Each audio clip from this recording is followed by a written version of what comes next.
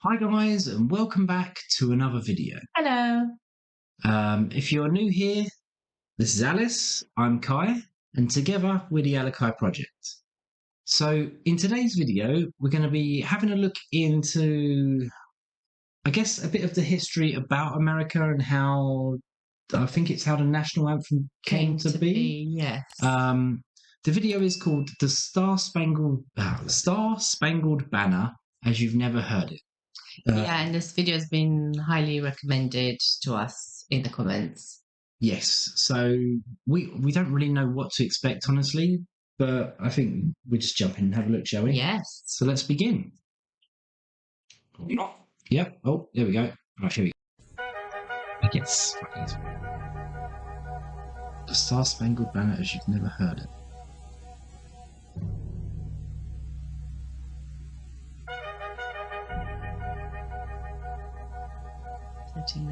There was a lawyer once. His name was Francis Scott Key. He penned a song that I'm sure you're aware of. You've seen it. It's in most hymnals throughout our churches. It's called the national anthem. It is our song as an American. We go, however, to a ball game. We stand in our church services and we sing the words of that song, and they float over our minds and our lips, and we don't even realize what we're singing. Most of us have memorized it as a child, but we've never really thought about what it means. Let me tell you a story. Francis Scott Key was a lawyer in Baltimore. The colonies were engaged in vicious conflict with the mother country, Britain. Because of this conflict and the protractedness of it, they had accumulated prisoners on both sides. The American colonies had prisoners and the British had prisoners. And the American government initiated a move. They went to the British and they said, let us negotiate for the release of these prisoners. They said, we want to send a man out to discuss this with you. They were holding the American prisoners in boats about 1,000 yards offshore. And they said, we want to send a man by the name of Francis Scott Key. He will come out and negotiate to see if we can make a mutual exchange. On the appointed day, in a rowboat, he went out to this boat and he negotiated with the British officials. And they reached a conclusion that men could be exchanged on a one-for-one basis. Francis Scott Key, jubilant with the fact that he'd been successful, went down below in the boats, and what he found was a cargo hold full of humanity, men. And he said, men, I've got news for you tonight. You're free. He said, tonight I have negotiated successfully your return to the colonies. He said, you'll be taken out of this boat, out of this filth, out of your chains. As he went back up on board to arrange for their passage to the shore, the admiral came and he said, we have a slight problem. He said, we will still honor our commitment to release these men, but it'll be merely academic after tonight. It won't matter. And Francis Scott Key said, what do you mean? He said, well, Mr. Key, he said, tonight we have laid an ultimatum upon the colonies. Your people will either capitulate and lay down the colors of that flag that you think so much of, or you see that fort right over there, Fort Henry? He said, we're going to remove it from the face of the earth. He said, how are you going to do that? He said, if you will, scan the horizon of the sea. And as he looked, he could see hundreds of little dots. And he said, that's the entire British war fleet. He said, all of the gunpowder, all of the armament is being called upon to demolish that fort. It will be here within striking distance in a matter of about 2.5 hours. He said, the war is over. These men would be free anyway. He said, you can't shell that fort. He said, that's a large fort. He said, it's full of women and children. He says, it's predominantly not a military fort. He said, don't worry about it. They said, we've left them a way out. And he said, what's that? He said, do you see that flag way up on the rampart? He said, we have told them that if they will lower that flag, the shelling will stop immediately. And we'll know that they've surrendered, and you'll now be under British rule. Francis Scott Key went down below and told the men what was about to happen. And they said, how many ships? He said, hundreds. The ships got closer. Francis Scott Key went back up on top and he said, men, I'll shout down to you what's going on as we watch. As twilight began to fall, and as the haze hung over the ocean as it does at sunset, suddenly the British war fleet unleashed.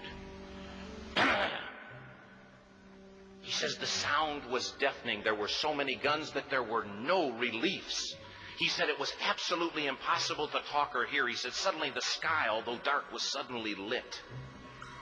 And he says from down below, all he could hear the men, the prisoners, saying was, "Tell us where the flag is. What have they done with the flag? Is the flag still flying over the rampart? Tell us." 1 hour, 2 hours, 3 hours into the shelling, every time the bomb would explode and it would be close to the flag, they could see the flag in the illuminated red glare of that bomb, and Francis Scott Key would report down to the men below, "It's still up. It's not down." The admiral came and he said, "Your people are insane." He said, "What's the matter with them?" He said, "Don't they understand this is an impossible situation?" Francis Scott Key said he remembered what George Washington had said. He said the thing that sets the American Christian apart from all other people in the world is he will die on his feet before he'll live on his knees. The admiral said, "We have now instructed all of the guns to focus on the rampart to take that flag down." He said, "We don't understand something. Our reconnaissance tells us that that flag has been hit directly again and again and again, and yet it's still flying. We don't understand that."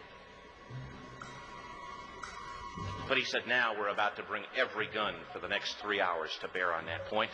Francis Scott Key said the barrage was unmerciful. All that he could hear was the men down below praying. The prayer, "God, keep that flag flying where we last saw it." Sunrise came. He said there was a heavy mist hanging over the land, but the rampart was tall enough. There stood the flag, completely nondescript, in shreds. The flagpole itself was at a crazy angle, but the flag was still at the top. Francis Scott Key went aboard and immediately went into Fort Henry to see what had happened. And what he'd found had happened was that that flagpole and that flag had suffered repetitious direct hits. And when hit had fallen, but men, fathers, who knew what it meant for that flag to be on the ground, although knowing that all of the British guns were trained on it, walked over and held it up humanly until they died. Their bodies were removed and others took their place. Francis Scott Key said what held that flagpole in place at that unusual angle were patriots' bodies. He penned the song, "Oh, say can you see by the dawn's early light what so proudly we hailed at the twilight's last gleaming. O'er the rocket's red glare, the bombs bursting in air, gave proof through the night that the flag was still there. Oh, say, does that Star Spangled Banner yet fly and wave o'er the land of the free and the home of the brave? The debt was demanded. The price, it was paid. Oh, say, can you see? Crazy, isn't it? That is really touching, isn't it? It's like, I don't know, just hearing that story, like, obviously there's not much to say, is there? No. So captivating. Like, Yes. I was just in there, I was listening, I was Yeah. part of it, but like just hearing that story, like it makes the hair, like the hairs on the back of your neck sort of go on in, doesn't it? Like You it's kind of imagine what they felt, just doing everything they could to like to show and keep that flag up. yeah, it's However, like they at any could. cost, Any basically, cost, basically, yeah. that's just The resolve. yeah, it's like the last stand, isn't it? It's like it's kind of like even if they can't win, because in this case, obviously They're they was just clearly sending the outnumbered, message. outgunned, Yeah. but they never gave up. And I think that's like a staple thing, and that's crazy. Like honestly, I think at points through that I was getting goosebumps just listening to like the hairs on the back of my neck were standing up. I was getting goosebumps, and it's like. And the song itself, it is a very well-known thing. Like I even know some of the words to the anthem just purely from watching it on TV or seeing at sporting events and stuff like that. But I've never known the story behind it. It's mad, isn't it? It's like, but it just makes a lot of sense now. Like seeing some of the and I think it's so much more meaningful now as well. Like actually knowing the history behind like how that came about. Obviously, we're not finished yet, but that story it was quite touching, to be honest, because it makes you sort of hate the British in a way, doesn't it? Because obviously you just want to. I guess you just want them to win. It's like in this particular scenario, and I know it sounds they're a bit absolutely weird as well. The underdogs. That's exactly where I was going with it. I was going to say, like, I know it sounds a bit weird as British, but we've got this thing where we always support the underdog, don't we? Like it's just kind of a bit of a thing. So like, if there's two boxers going about each other, you always kind of support the lesser known, like the guy that's kind of expected to lose. And that's it's just a bit of it's not an always kind of thing. No, but in this particular scenario, even though we are who we are and we know a bit about the history, and I understand the story has been a little bit embellished with like the conversation and all of that, but you kind of wanted them to keep that flag up, don't you? Yeah, of course, because it's almost like a last stand against, at the end of the day, it's their, America. The British were attacking America, so it's their country. They're doing everything their colony. They want to They're keep trying it to theirs. do everything like in their power. Obviously, to keep the invaders. It's against the impossible odds. Yeah, but that's the only thing they can do. They're never going to win because they're just outnumbered and outgunned. So it was more of the message than like we're going to win. Right? It's quite inspiring, isn't it? It is. It's very inspiring. In fact, that's the perfect word for it, actually. But anyhow, let's. I think we're just going to carry on and listen. Now we're going to see like the actual lyrics. So I'm guessing this is the lyrics of the actual song, maybe not of the note that was written. I don't know if they're the same. I'm guessing we're going to just hear the anthem now, as it is. By the dawn's early light, what so proudly we hailed at the twilight's last gleaming, whose broad stripes and bright stars through the perilous fight o'er the ramparts we watched were so gallantly streaming, and the rockets spread clear, the bombs bursting in air gave proof through the night that our flag was still there. Oh, say, does that Star Spangled Banner yet wave o'er the land of the free and the home of the brave? Oh, say, does that Star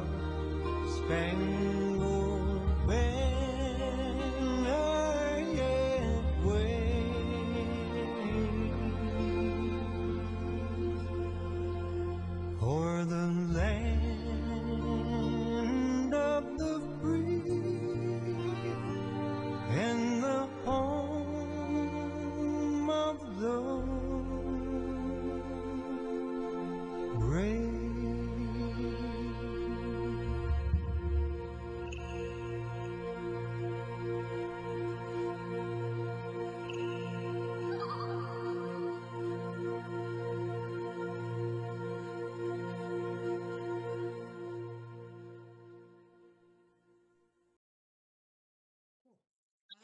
That's intense. That really hits you in the feels, doesn't it? Like that is an incredible national anthem.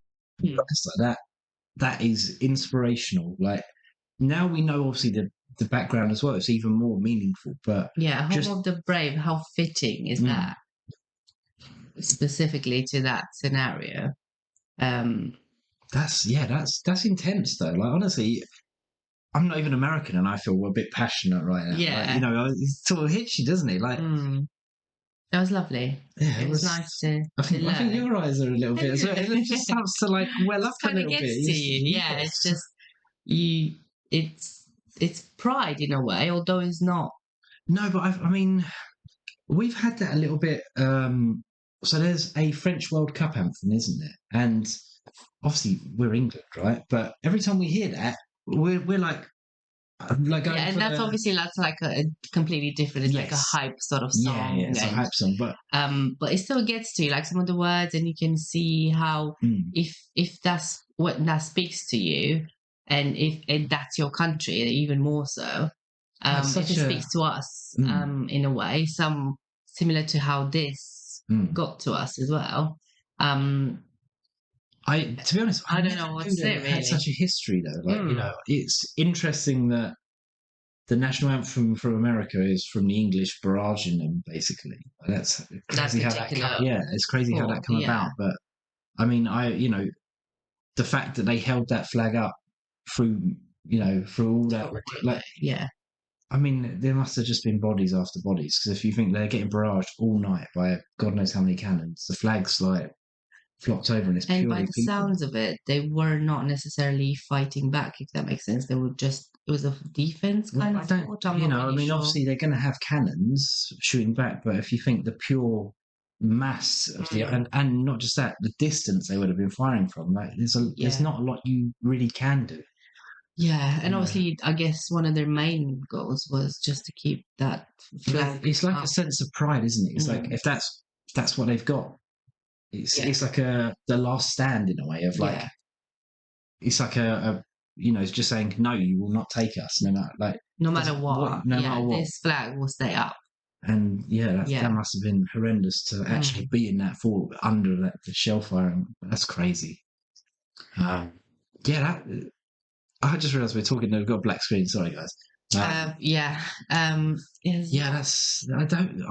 think there's much more to say. It's just it was very touching. It was very moving, and I think I'm glad that we got to learn the story behind it. Yes, and me, and honestly, I had my hairs were on end. I had goosebumps, and even my eyes were starting to well up towards the end, because just really. And I feel pride for those people. Like I was rooting for them. Yeah, it's the same. Yeah. So that's crazy. Well, thank you for recommending this video to us, guys. I think it was very touching. I loved it. Well, I mean, we didn't talk for I guess probably the first 8 to 10 minutes of it, just because we were absolutely captivated by the story. But we hope you enjoyed our reaction, guys. Thanks for watching, and we'll see you in the next one. Bye, guys.